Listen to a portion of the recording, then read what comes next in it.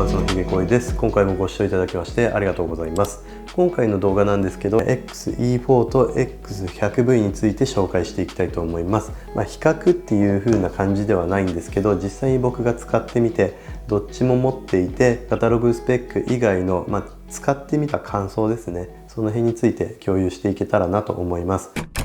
じゃあまず最初にサクッと大まかな結論からいきたいと思います。 X100V でできないことはほぼなくて、ある意味完璧なカメラだと僕は思っています。なので1台で完結させたい方は X100V がおすすめです。次は XE4 なんですけど、レンズ交換を楽しみたい方、すでにレンズをお持ちの方、今後 XT4 や X Pro2、Pro 3などのフラッグシップにも行きそうな方、そういった方におすすめですね。あとはもし富士のカメラを初めて買う方とか、そもそもカメラを初めて買う方だったらどういったレンズを買えばいいかっていうのを相談できる方や、あとは YouTube とかブログを見てご自分なりの結論を出せる方は XE4 がおすすめかなと思います。レンズ交換って結構難しくて、 18mm でも F2、F1.4、23mm も F2、F1.4 で、焦点距離でも 33mm と 35mm とか結構細かく違ったりするんですよね。そういった中から自分に一番いいレンズっていうのを選ぶのは、初めてカメラを買う方とかだったらやっぱり難しいことだと思うんですよね。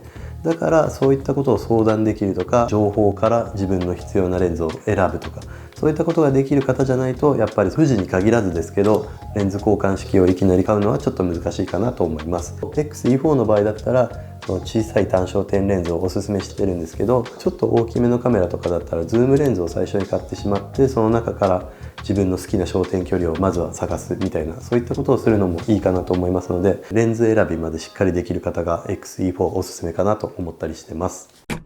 では実際に X100V と XE4 の使ってみた感想とか、その辺についてお話ししていきたいと思います。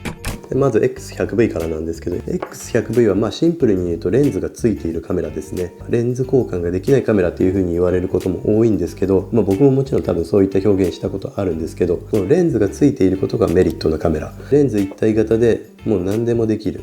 これ1台で何でも完結することができるカメラっていうのが X100V の最大の特徴かなと思います。正直完成形ではあると思うんですよね。 XE4 とかは拡張性があって、こっちも一応テレコンバージョンレンズとかワイドコンバージョンレンズかな、ワイコン、テレコンとか広角レンズみたいな感じで映したり、望遠側を映したりとか、そういったことができるような、拡張性もあるっちゃあるんですけど、そういったことをしなくても、この X100V のボディの中に入っている機能だけでレンズ交換式のミラーレスと同等の性能を持っているカメラ、もうこれ1台あれば何でもできるカメラっていう風に考えてもいいかなと思ってます。僕自身もこのレンズがついていることにメリットは感じるんですけど、もうこれを持ってパッと何も考えずに遊びに行けるんで、そういうところはメリットかなって思うんですけど、その購入前のポイントとしてボディだけじゃなくてレンズも考えなきゃいけないっていうのは結構大変というか、労力がかかるというか、悩むポイントもたくさんあったり、買うまでの時間もかなりかかるかなって思ったので、そういう方にとってはこの X100V のこのレンズ一体型っていうことはかなりのメリットかなと僕は思いました。なのでレンズ交換ができないカメラじゃなくて、レンズがついている万能カメラっていう風に今回は紹介させていただこうかなというか、そこがメリットなカメラだなという風にお伝えしたいなと思ってます。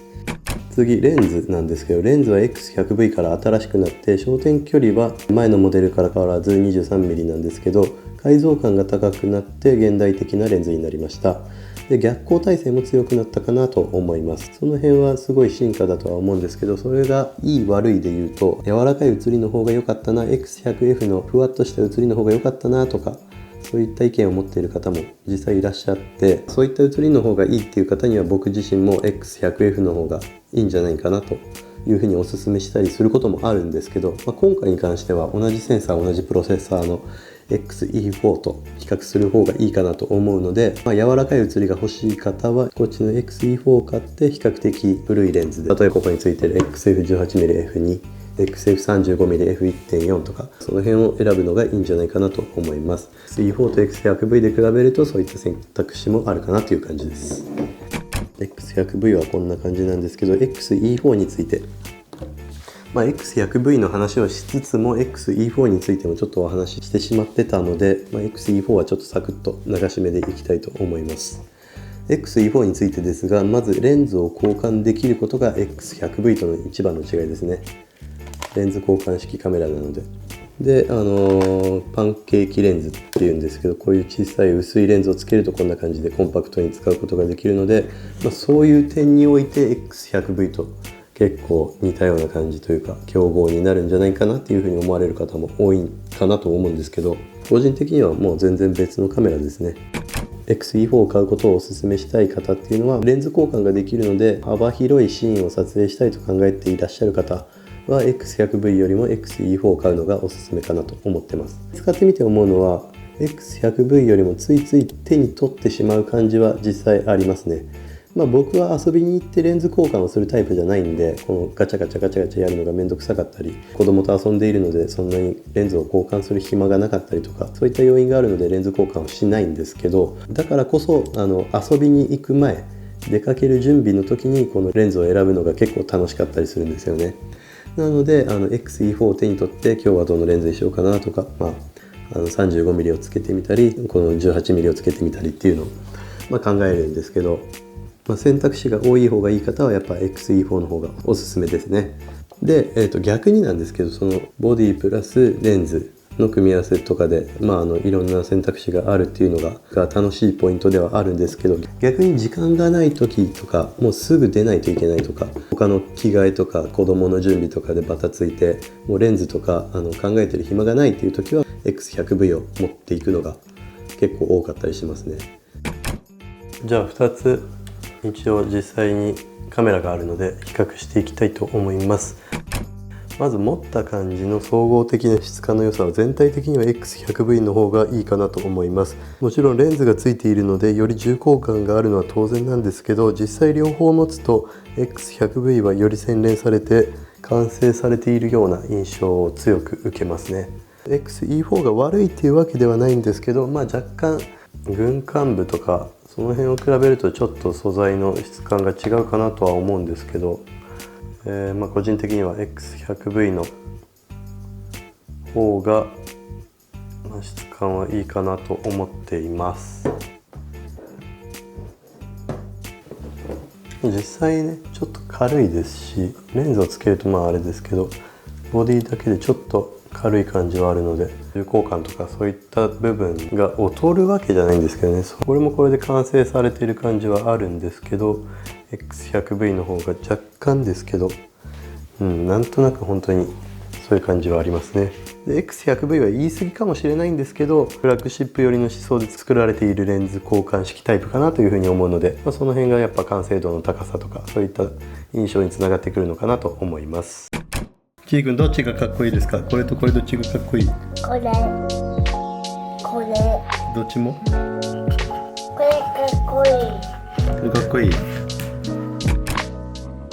XE4 はこの X100V よりも質感的に見劣りする部分はあるかなとは、正直思うんですけど、ただXE4 のこのデザイン、フルフラットデザインっていうんですけど、ここに、X100V だったらここにグリップがあって、 XE4 はグリップがなくて、こっちの幅の方が大きくてこっちが幅が少ないっていう感じではあるんですけど、この X100V だったらここの幅結構広いじゃないですか。この辺がほぼほぼ中心にレンズが来るように作られているっていうのも結構僕的には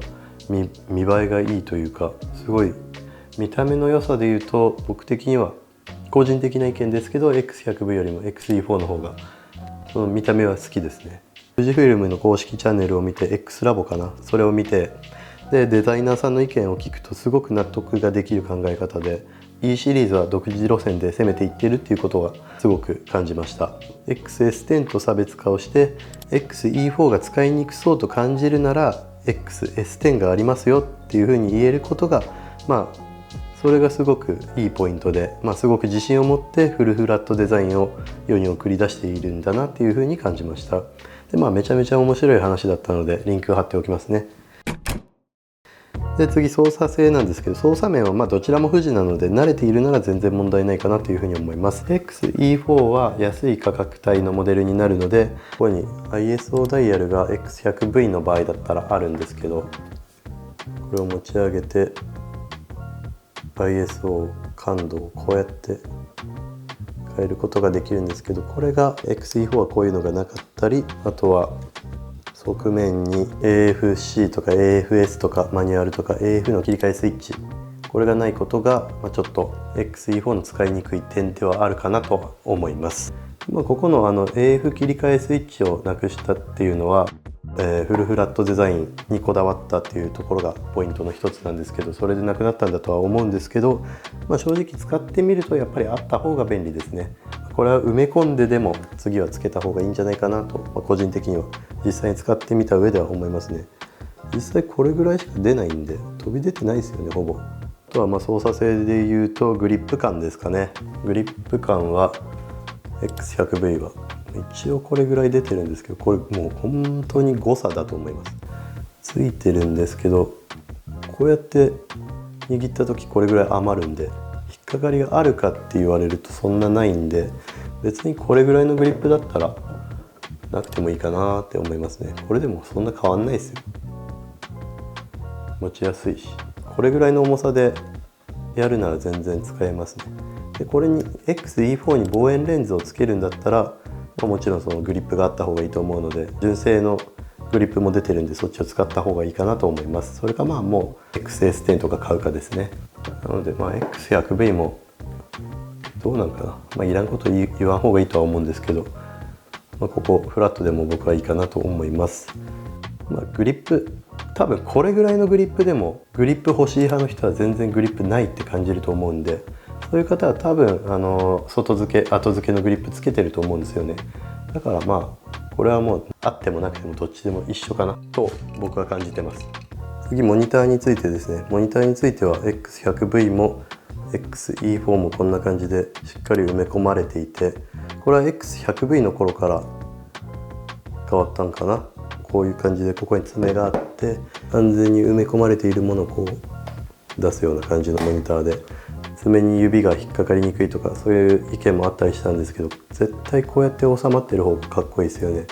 この普通の、他社さんどうなんかわかんないですけど、ちょっとモニター分厚みが増えてたりするんで、その分やっぱりちょっとかっこ悪くなるんですよね、稼働するモニターがついてると。なのでこの埋め込まれたタイプ、完全に動かなさそうな感じに収まってるモニターっていうのは僕は結構好きですね。で、モニターの可動域なんですけど、こんな感じで X100V はチルトで、自撮りはできません。で XE4 もチルトなんですけど自撮りができると。